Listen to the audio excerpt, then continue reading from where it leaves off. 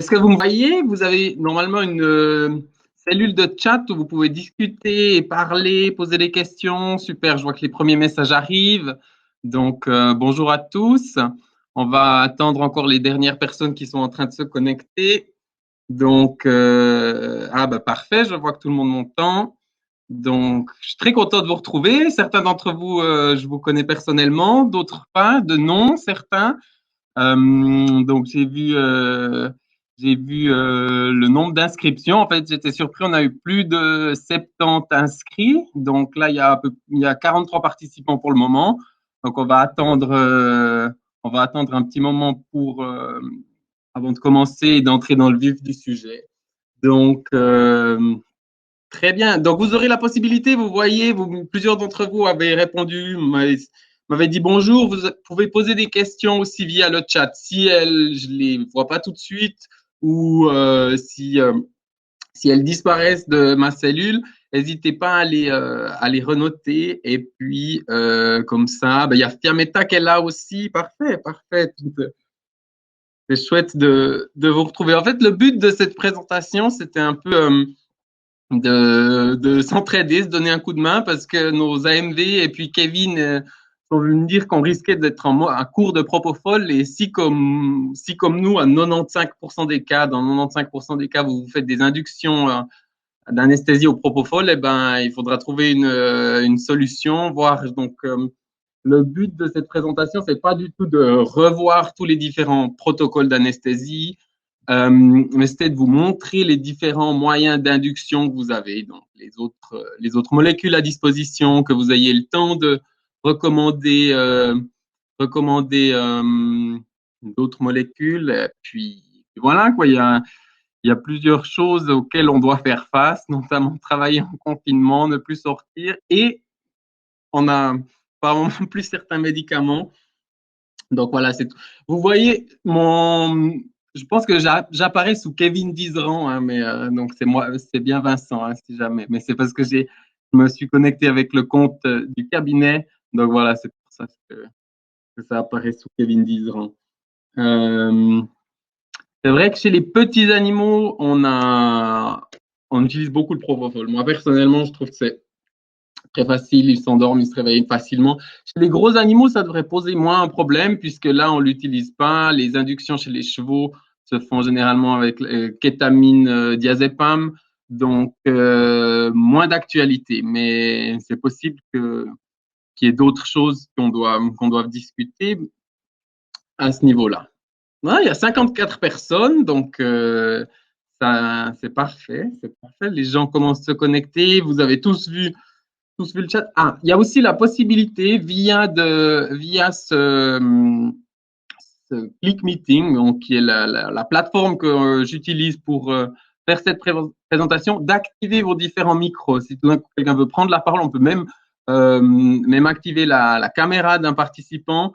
J'ai vu qu'il y avait Stan qui était là, donc peut-être euh, je vais parler à la fin des épilepsies sur certains cas. Mais ça, c'est mes connaissances de quand j'étais interne. Donc, si jamais quelqu'un veut interagir ou poser des questions, prendre le micro, mettre en marche sa vidéo, comme ça, on pourra admirer votre magnifique salon. Moi, pour le moment, je suis encore à la clinique, donc on vient de terminer notre journée. Mais, euh, mais voilà.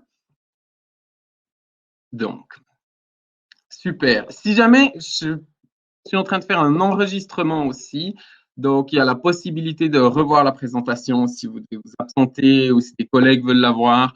On verra si on la met à disposition sur YouTube ou si on vous envoie le lien par la suite. Mais voilà. Donc, on va commencer la présentation. L'anesthésie vétérinaire sans propofol, faire face à la pénurie due au Covid-19. Quels médicaments risquent de nous manquer? Euh, donc, on en a déjà parlé, le propofol, mais il n'y a pas que le propofol dans la vie, il y a plein d'autres choses. Et c'est ce que je vais vous montrer ce soir.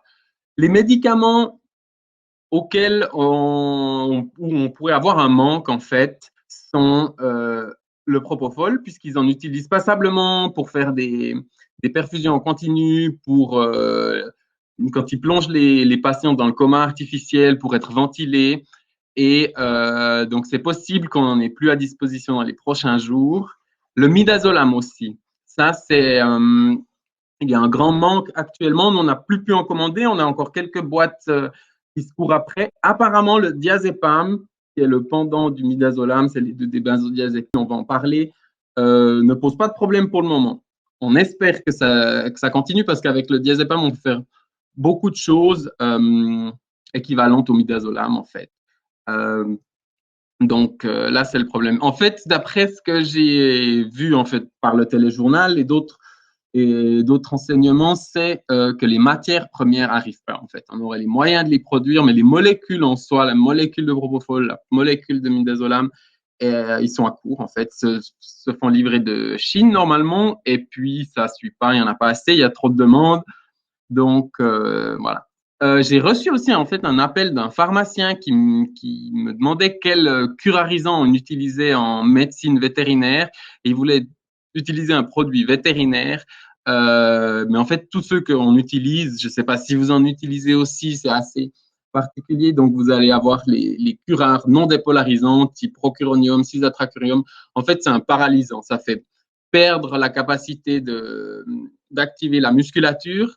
On les utilise pour certaines opérations particulières en ophtalmologie, pour regarder l'œil central, pour désactiver la musculature à ce niveau-là. Ces médicaments sont à court aussi. Ça pose pas trop de problèmes chez nous parce qu'on l'utilise très peu et il n'y a pas d'équivalence vétérinaire. Le propofol actuellement est aussi, tous les produits qu'on utilise, c'est des produits humains. Il n'y a pas actuellement le produit vétérinaire. À un moment, les médecins se sont dit, bon, on va valider et utiliser les produits vétérinaires. Une des firmes était en train de créer un propofol vétérinaire spécifiquement. C'est la formulation là.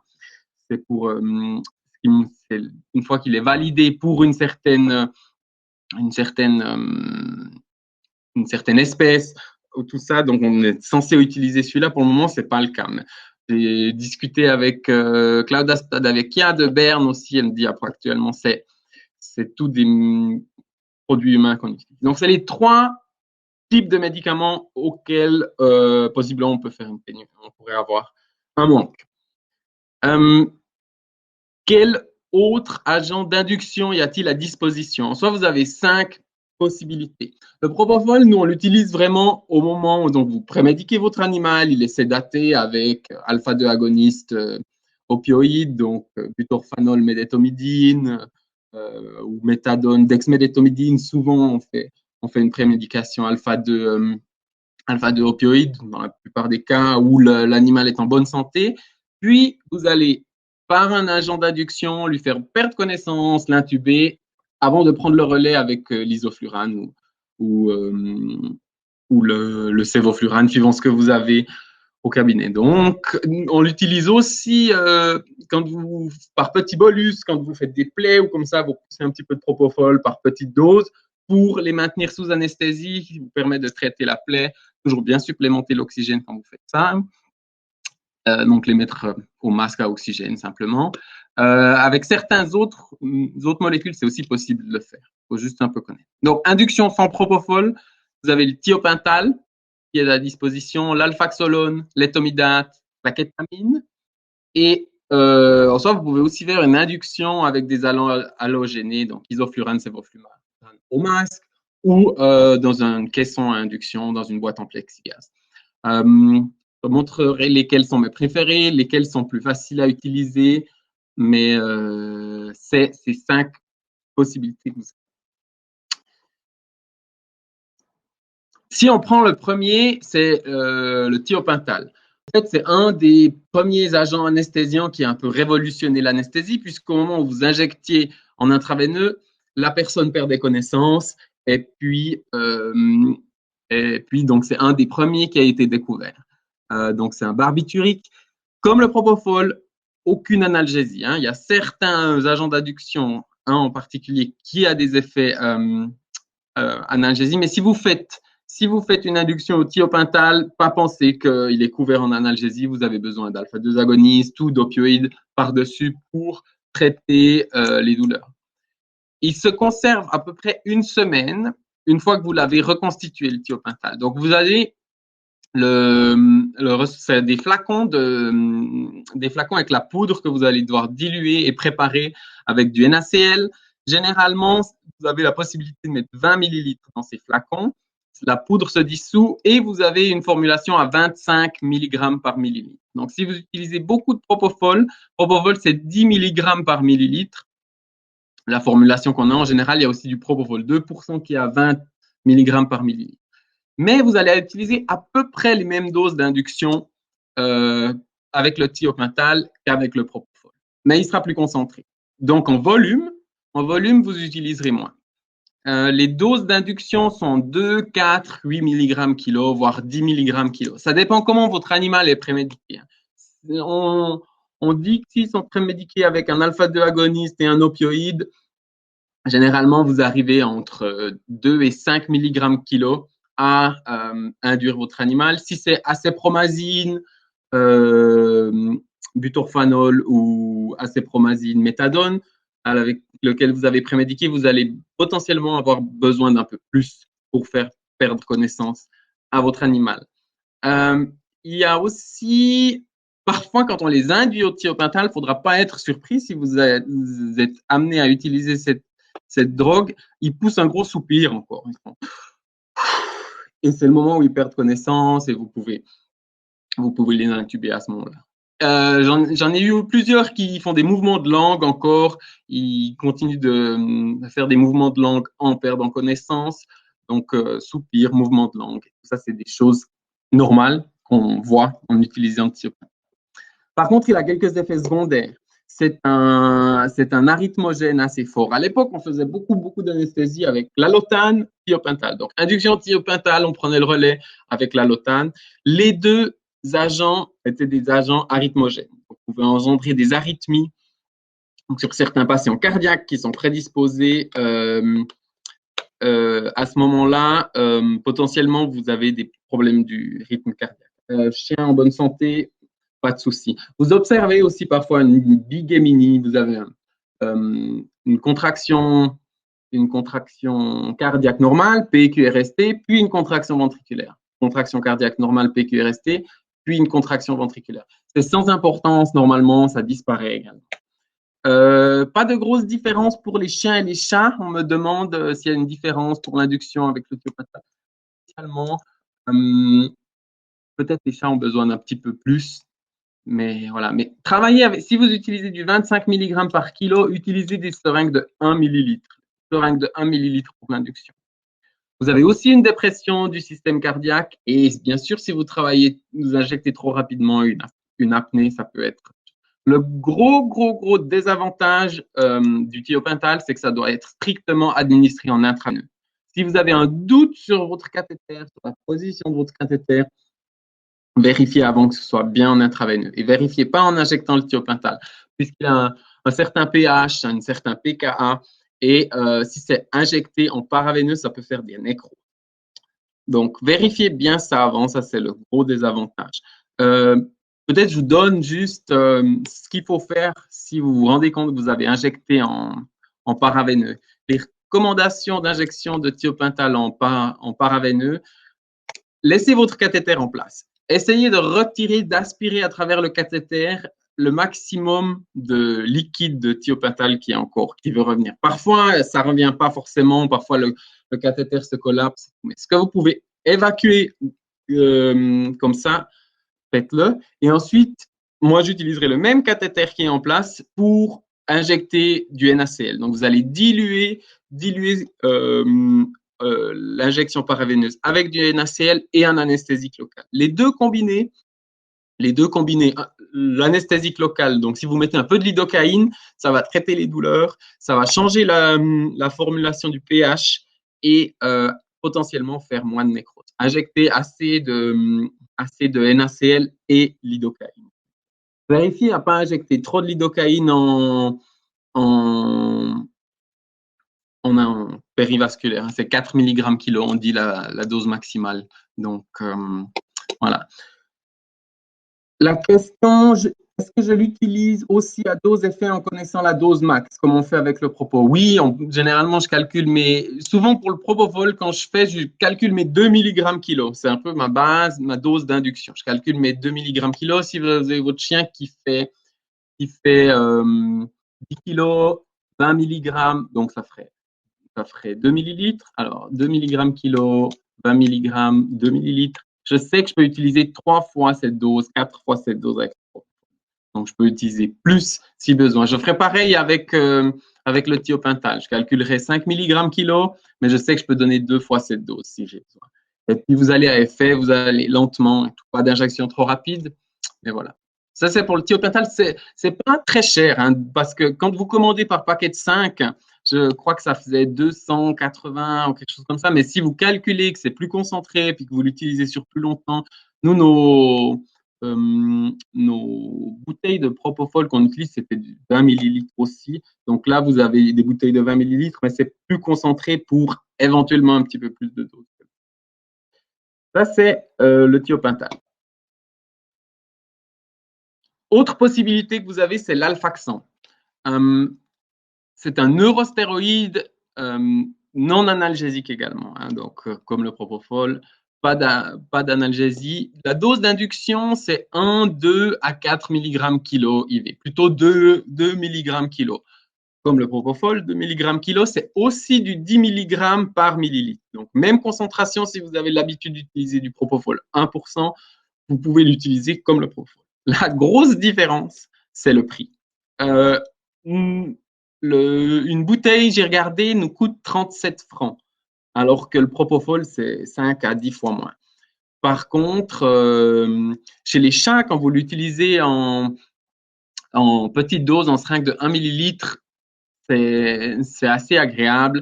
Beaucoup de gens, à un certain temps, ils utilisaient l'alfaxan plutôt que le propofol chez le chat ou chez certains ou chez le chien parce qu'ils avaient l'impression que c'était plus sûr.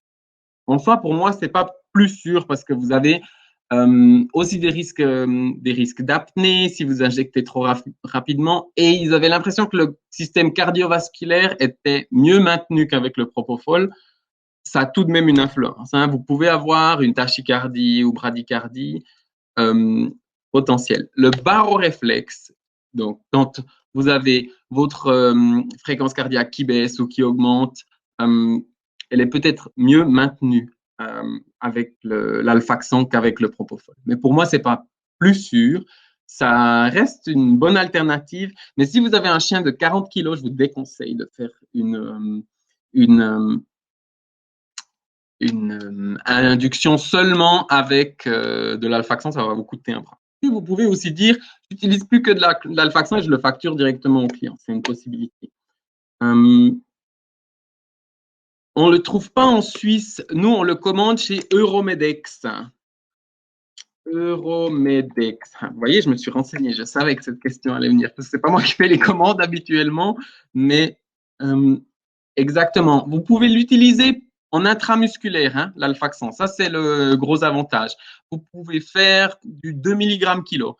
Les sédations ne sont pas aussi profondes que quand vous utilisez un alpha-2 agoniste.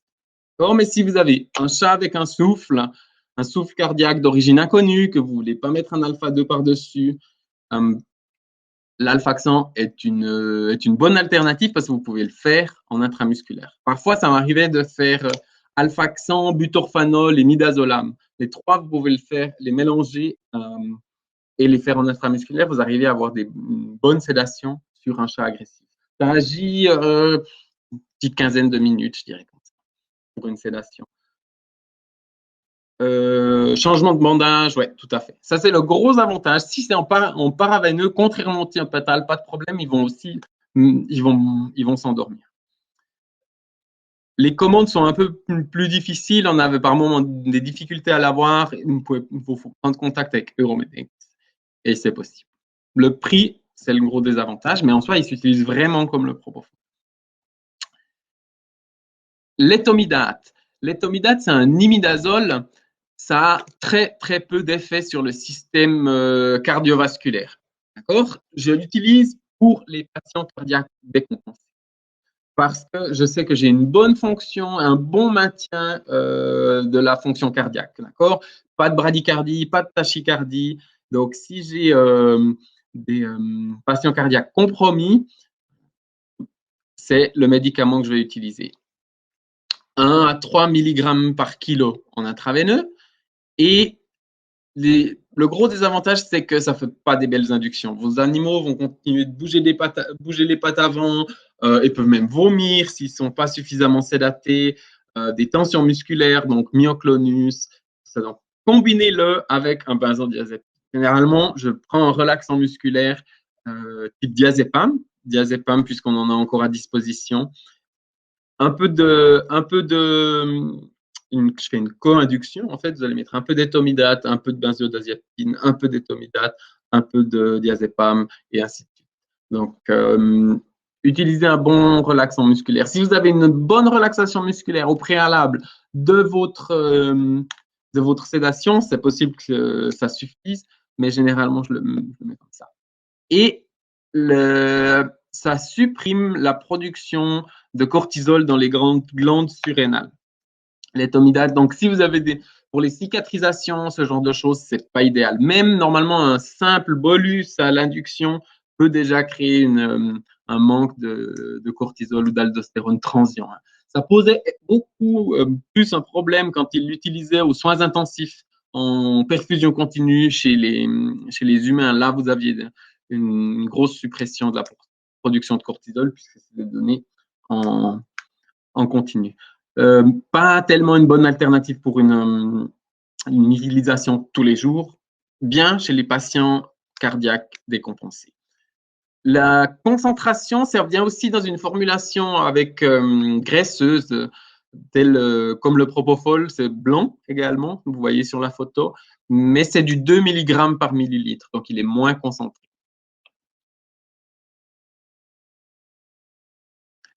Kétamine, la bonne vieille kétamine, c'est un agent, un anesthésique dissociatif, un antagoniste NMDA. Ça va couper la transition entre la communication entre le cortex et le tronc cérébral, la moelle épinière. Donc là, c'est un agent dissociatif, NMDA antagoniste.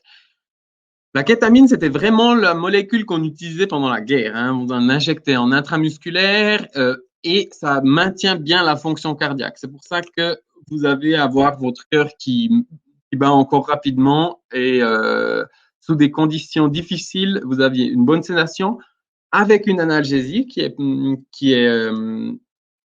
administrée. Vous allez avoir une composante analgésique. Donc, quand vous utilisez alpha-2 agoniste, donc médétomidine, kétamine, vous avez deux mécanismes d'action différents qui produisent une analgésie, donc c'est des fois des bonnes alternatives. 2 à 10 mg kilo peut être administré en intramusculaire, mais jamais seul. Vous allez devoir le combiner avec quelque chose. Alpha-2 agoniste ou quand je fais une induction, à la kétamine, je vais le combiner avec de nouveau du diazépam. C'est en fait le type d'induction qu'on utilise chez les chevaux. Diazépam et kétamine. Le diazépam, vous l'utilisez à une dose de 0,2 à 0,5 mg par kilo et la kétamine 2 à 10 mg kilo. Par contre, attention, ça peut faire une hypertension et une tachycardie. Je lis en même temps les questions, c'est pour ça que je suis un peu dissipé. Mais ça peut faire une tachycardie et une hypertension. Donc, si vous avez un chat avec un souffle cardiaque, typiquement des vieux chats avec une hypertrophie cardiomyopathique, HCM, la kétamine, ce n'est pas un bon choix parce que c'est tachycardisant et vous allez avoir une demande d'oxygène augmentée pour votre narcose et la perfusion du muscle cardiaque qui est déjà hypertrophiée va pas être bonne sous kétamine. Donc, quand vous avez un souffle, généralement, je l'utilise pas, surtout si c'est d'origine inconnue, à cause de la tachycardie. En règle générale, quand vous avez un patient avec un souffle, vous voulez maintenir une fonction cardiaque et une fréquence cardiaque aussi stable que possible, pareil avant. Vous pouvez utiliser la kétamine seule, mais il faut vraiment que votre relaxation musculaire avant soit bonne. Donc, vous ayez utilisé une grosse dose de médétomidine ou d'exmédétomidine avant. Du coup, ça devient plus ou moins sûr si vous avez vraiment sédaté fortement votre animal. Mais c'est une très bonne alternative pour anesthésies de convenance où vous allez utiliser kétamine et diazépam. Donc, pendant qu'on peut commander encore un peu de diazépam, hein, parce que ce serait bizarre, ce serait dommage qu'on n'en ait plus du tout, surtout pour certains types de patients. Le Zoletil, en fait, j'ai une question, est-ce qu'on peut le combiner avec le Zoletil? Le Zoletil, c'est du zolazépam et de la tylétamine, qui est un même anesthésiant que la kétamine. C'est aussi un agent dissociatif et c'est aussi et le zolazépam, c'est comme le diazépam, midazolam, c'est un benzodiazépine. Donc en soi, ça ne fait pas de sens de le combiner ensemble puisque c'est le même mécanisme d'action. Ça s'utilisait chez les chevaux par moment ou chez les animaux sauvages parce que c'est très puissant comme molécule. Donc je vous conseille plutôt d'utiliser kétamine, diazépam plutôt que tylétamine et zolazépam. Maintenant, on a la kétamine S. Nous, on n'utilise plus que la kétamine S. Ici, vous avez une concentration qui est un peu différente. C'est une question de molécules. Hein. Vous avez la molécule S et la molécule R. Et la molécule S est plus spécifique pour les récepteurs. Donc, c'est pour ça et c'est comme la dexmédétomidine. Vous avez la forme Dexter, qui est la molécule qui tourne sur la main, qui tourne sur la droite, en fait. C'est une concentration différente, donc vous pouvez réduire un peu votre dose. On se dit, ah oui, c'est spécifique la molécule S par rapport à l'autre moitié de la molécule qui est la molécule R, et on peut réduire la dose par 2. En fait, non. Souvent, vous avez quand même besoin d'un peu plus. Donc, réduction de la dose de 50%, c'est pas suffisant. Ça a un effet un peu plus court, probablement que la kétamine, si vous l'administrez mais vous pouvez quand même réduire votre dose. Moi, j'utilisais souvent quand je le combine, quand je fais des sédations en intramusculaire pour des radiographies, butorphanol, médétomidine, kétamine, je rajoute une petite dose de kéta S à 1 mg kilo. Ça permet en fait, quand vous avez des animaux qui sont sédatés avec alpha-2, butorphanol, parfois ils se réveillent encore, ils ont encore des soubresauts. Alors avec la kétamine, vous avez plus. Ça. Généralement, ça les stabilise. Donc, c'est vraiment des mini-doses. Après, quand vous antagonisez votre alpha-2, j'attends par contre 20 minutes avant d'antagoniser si j'ai utilisé de la kétamine pour pas qu'il y ait de rigidité musculaire. D'accord? Vous pouvez aussi l'utiliser en intramusculaire et potentiellement, vous avez une meilleure phase de réveil si vous avez utilisé la kétamine S qu'avec la kétamine. Certaines études qui montrent ça. Notamment chez les chevaux, que le réveil est peut-être meilleur. Après, vous avez une possibilité aussi d'induire l'anesthésie avec des halogénés. Je ne vous conseille pas de le faire. Hein. Il y a quelques désavantages, mais c'est une possibilité qui existe. Si on compare isoflurane, sévoflurane, en fait, j'ai discuté avec un anesthésiste humain l'autre jour. L'isoflurane, pour eux, c'est déjà de l'histoire ancienne. Il y en a plusieurs jeunes anesthésistes qui n'ont jamais travaillé avec. Nous, on utilise beaucoup l'isoflurane, en fait, parce que c'est moins cher et puis que les avantages par rapport au sévoflurane, personnellement, ne sont pas énormes. Vous avez une différence de prix très marquée, en fait. Le sévoflurane est 5 fois plus cher. La bouteille est vraiment hors de prix, alors que l'isoflurane pas. Donc, pour le moment, la plupart de nos machines utilisent l'isoflurane. Si vous voulez faire une induction avec l'isoflurane, vous avez besoin d'une bonne sédation au préalable. Déjà de 1, parce que c'est plus irritant en fait. En anglais, ils utilisent le terme pungent. En fait, c'est irritant, piquant pour les muqueuses et tout ça. Ça sent pas bon. Quoi. Donc, si vous mettez un masque sur votre animal pour l'induire à l'isoflurane et qu'il n'est pas bien sédaté avant, il va se débattre fortement. Avec le sévoflurane, c'est moins irritant, ça sent un peu moins fort, mais ça peut aussi piquer tout de même un peu. Vous avez l'avantage du sévoflurane par rapport à l'isoflurane, c'est une induction plus rapide et un réveil plus rapide. C'est une question de gradient, comment ça s'équilibre entre les poumons et le sang, puis pour arriver au cerveau, puis avoir un effet. Donc, il diffuse plus rapidement le sévoflurane. Donc, généralement, quand je fais des inductions au gaz, ou là, je vais vraiment utiliser le sévoflurane. Mais ça reste un stress pour l'animal. D'accord? Le fait de respirer ce gaz anesthésiant, ça reste un stress. Et puis, pensez aussi que vous avez beaucoup de contamination de l'environnement pour le personnel. Hein. Donc, vous allez respirer vous-même de l'isoflurane ou du sévoflurane. Et si vous avez des femmes enceintes qui travaillent avec vous, c'est à éviter. On ne connaît pas vraiment les causes, il faut vraiment respirer beaucoup. Mais si vous le faites systématiquement, c'est vraiment à déconseiller qu'il y ait des femmes enceintes qui travaillent avec vous. Donc, on va éviter si possible. J'avais encore une vidéo pour vous montrer l'induction. Je ne sais pas si elle marche, sinon je ne peux pas la déclencher sur la présentation, mais je l'ai téléchargée sur le côté. Donc, je vais voir si je peux vous montrer ça d'une induction. Alors, d'une induction au gaz. Donc, vous voyez votre chat qui est dans la boîte en plexiglas. Donc, il est sédaté, il commence à se lécher un peu les babines. Après, il se jette contre les parois aussi. Donc, c'est pas.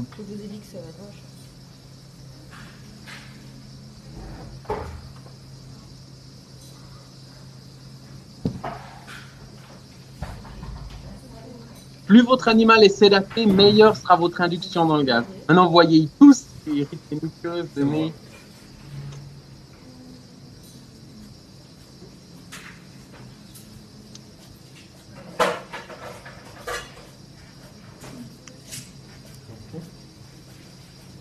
On va le sortir.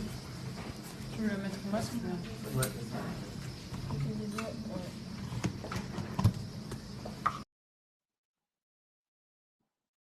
Voilà.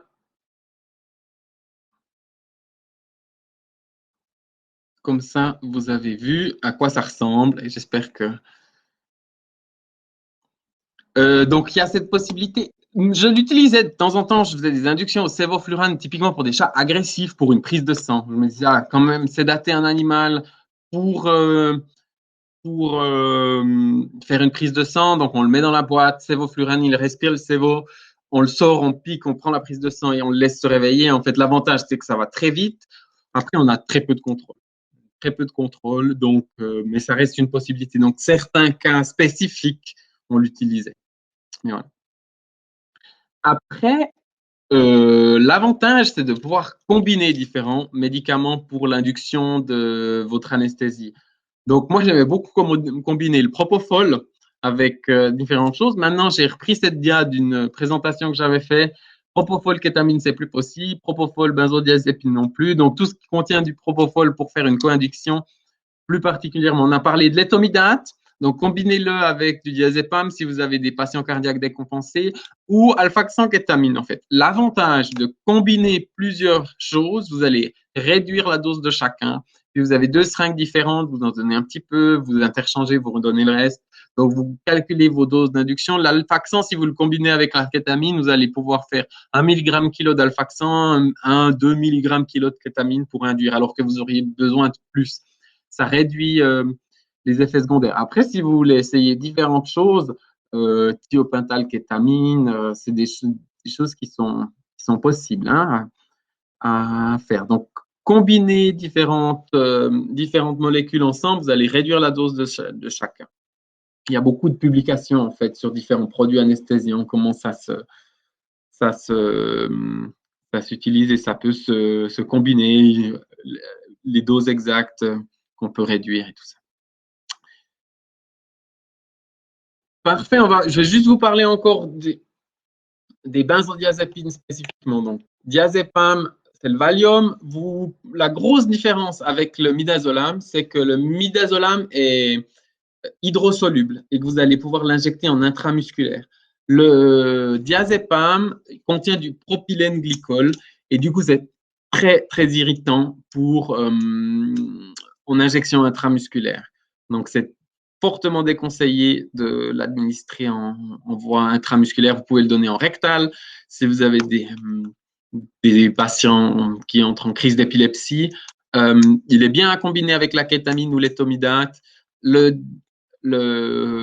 Par contre, le diazépam est vite désactivé par le plastique. Donc, si vous le préparez dans une seringue à l'avance, laissez-le pas trop longtemps dans votre seringue. Donc, préparez-le juste avant de l'injecter. Puis celui que vous avez laissé du jour d'avant, jetez-le. Il sera plus efficace.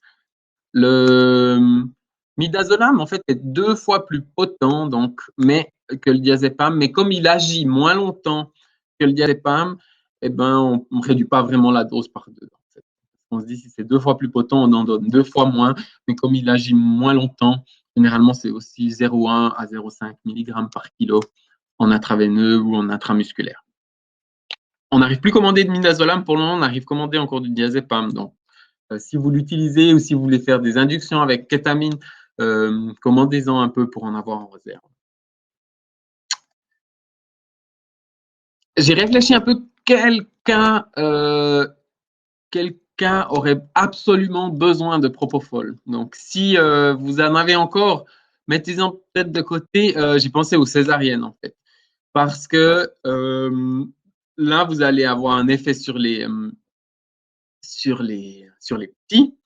Et le propofol agit 20 minutes et ensuite c'est évacué. Donc, si vous avez des césariennes, là, ça vaut la peine de garder un peu une ou deux bouteilles de propofol que vous avez encore à disposition pour ces cas particuliers, pour avoir moins d'effets cardiovasculaires. Par exemple, kétamine, diazépam, ce ne serait pas un bon agent d'induction. Vous allez créer une tachycardie chez vos fœtus aussi, puisque tous les médicaments que vous administrez à la mère vont se retrouver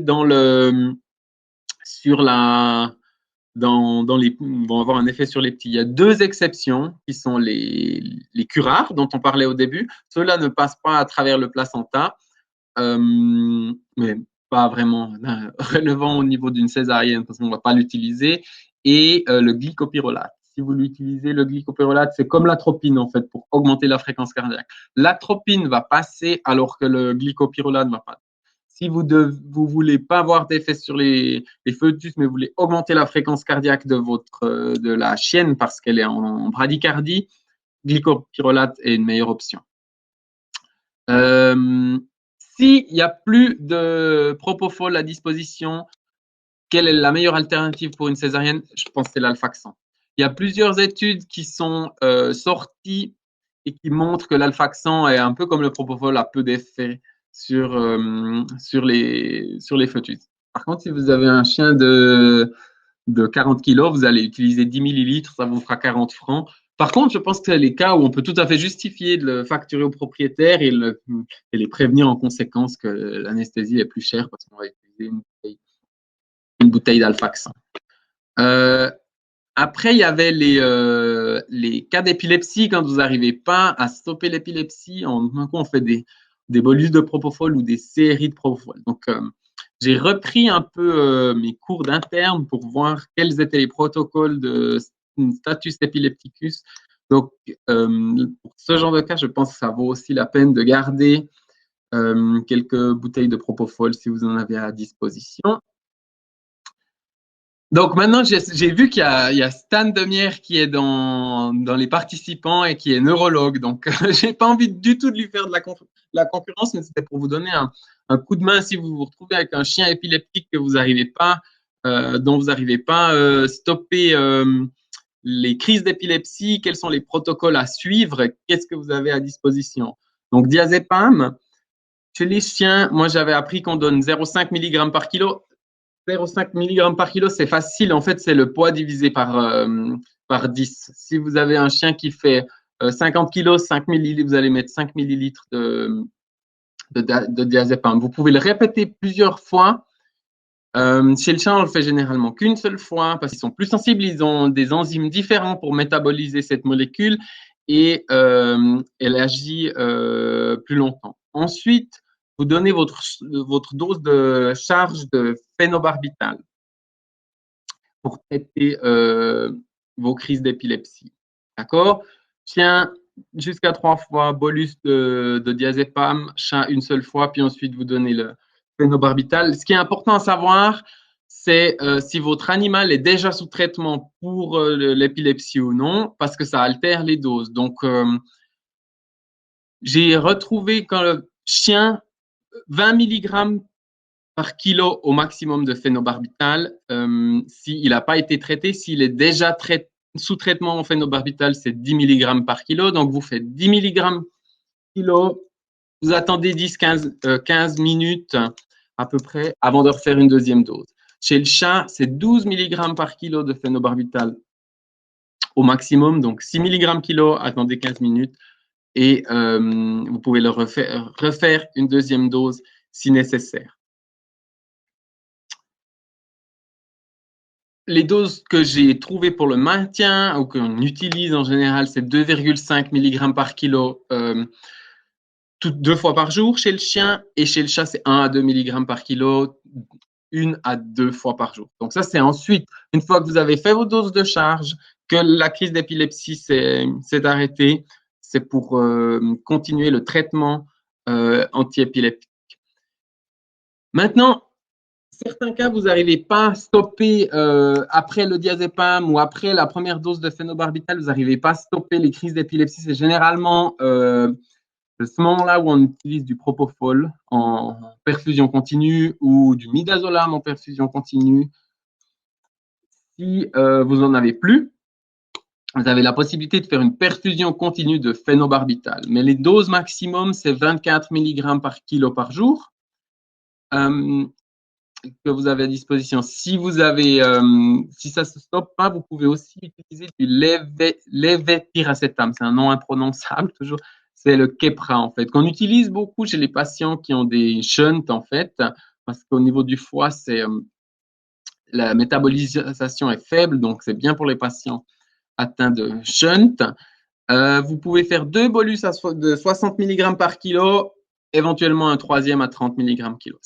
Par contre, faites attention, le Keppra est très cher. Donc, une fiole coûte 35 €, j'avais ça en tête.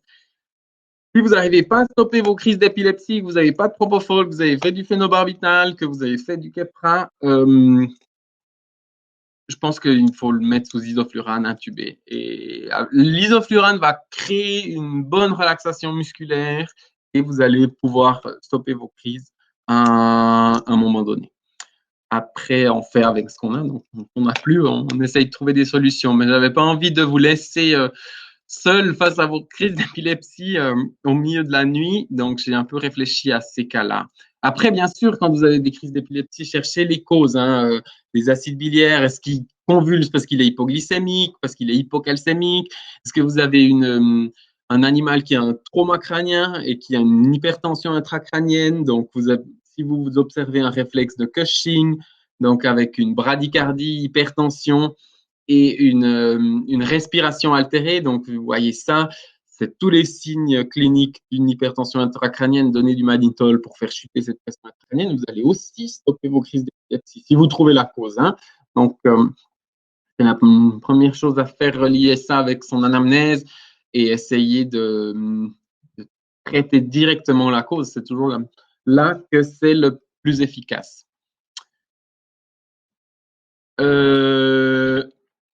Chez nous, le propofol est soi-disant livrable au 31/12/2020, donc on verra. Si c'est en soi, les hôpitaux n'ont pas l'air complètement débordés, ils ont l'air d'avoir la crise des patients positifs au coronavirus plus ou moins sous contrôle, ça a l'air de diminuer, donc potentiellement, c'est possible qu'on ait encore du propofol à disposition pendant toute cette période, mais il commençait d'y avoir des difficultés de livraison. Nous, on utilisait beaucoup de propofol, on remplissait les seringues, et puis si ça restait, on le jetait. Donc maintenant, c'est vrai qu'on est devenu très économe, vraiment tirer dans la seringue ce qu'on pense qu'on va utiliser. Si on doit en a besoin d'un peu plus, on le retire au moment où on doit l'utiliser. Voilà. Mon but, c'était pas du tout de revoir tous vos protocoles anesthésiques. Certains font des injections intramusculaires et puis dorment avec ça. Donc, à vous de voir comment vous travaillez. J'avais juste envie de vous montrer qu'il y avait d'autres possibilités et que c'était pas la fin. J'ai quelques questions. Alors, Kevin m'a dit qu'il y avait un mode pour pouvoir montrer les questions. Je vais voir si je trouve ça. Alors,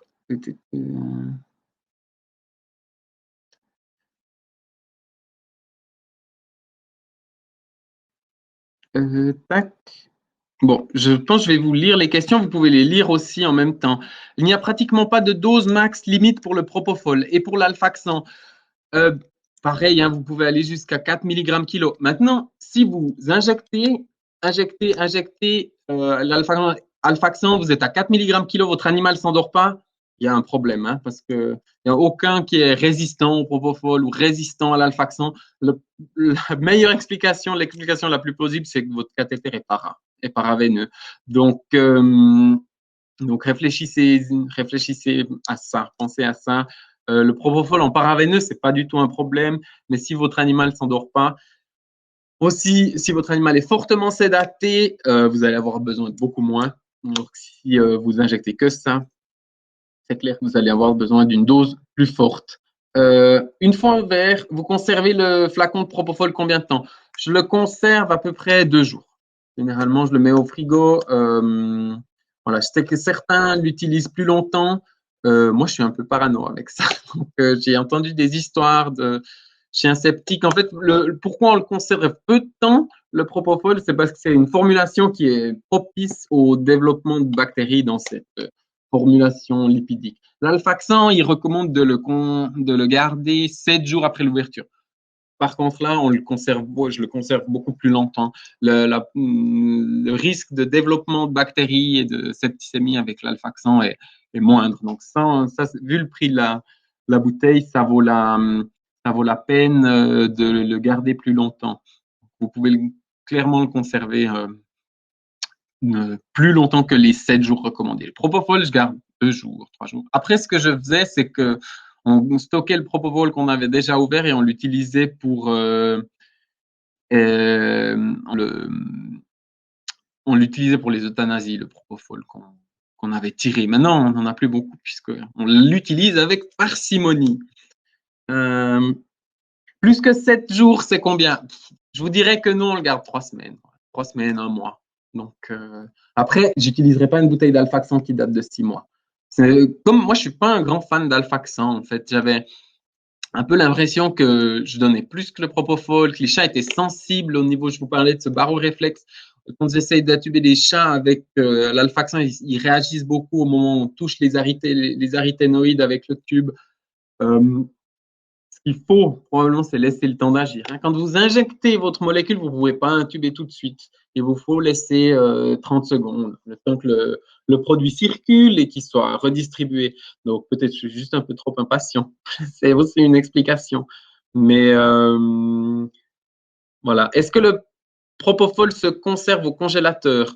Je pense pas. Très honnêtement, je pense pas. Je pense qu'en le congelant, ça risque de désactiver la molécule. Probablement que ça posera pas problème, mais au niveau des risques septiques ou ce genre de choses, vous risquez d'avoir une molécule qui est plus active. Donc, généralement, le temps de conservation est la date de péremption est relativement longue sur le propofol, donc on peut le conserver assez longtemps. Donc voilà, il y a des questions qui arrivent encore. Si quelqu'un veut prendre la parole ou bien veut passer à l'écran, n'hésitez pas. Je vous donne volontiers le tout. Je vois qu'on était quand même 60 personnes, donc c'est très chouette de voir. En tout cas, j'espère que ça vous aura été utile. C'est pour qu'on soit un peu tous solidaires par ces temps difficiles. Et puis j'espère que voilà. Entre kétamine et thiopental pour l'induction d'un chien, quel serait ton choix? Moi, j'aime bien la kétamine. Alors, si le chien a un souffle cardiaque, je suis toujours très prudent avec la kétamine. Mais kétamine, diazépam, c'est des belles inductions, bonne fonction de la maintien cardiaque. Mais thiopental, on peut l'utiliser très bien aussi. Moi, ce qui me dérange un peu sur le thiopental, c'est ces mouvements de langue qu'ils font quand ils perdent connaissance. Ils vont avaler, faire des mouvements. C'est pas vraiment une déglutition puisqu'ils sont quand même suffisamment profonds. Mais ils poussent un soupir encore avant de s'endormir. C'est ça qui me dérange. Au niveau sécurité, il n'y a pas de souci. Oui, je peux vous mettre le PowerPoint par mail à ceux qui le souhaitent. C'est une possibilité. On pensait peut-être mettre la vidéo sur YouTube, mais comme ça, vous retrouverez le PowerPoint. Donc, je pense qu'on va la mettre sur YouTube. Si vous cherchez, je vais mettre ça sous anesthésie vétérinaire sans propofol ou anesthésie petits animaux pour avec ces personnes au niveau des gros animaux. Donc, vous allez le retrouver. Donc, voilà. Donc, je suis content de voir que ça a eu du succès apparemment. Les gens étaient contents. Et puis, j'espère qu'on va bientôt pouvoir réutiliser du propofol. Pour le moment, on en a encore. Je fais encore les inductions au propofol. Gardez-en pour les césariennes, si vous en avez encore la possibilité. Je pense que c'est les cas qui en valent la peine. Et voilà, on se tient au courant et on ira boire des verres une fois que tout ça sera terminé et qu'on pourra ressortir. Alors, je vous souhaite une bonne soirée à tous. Merci beaucoup. Au revoir, bonne soirée.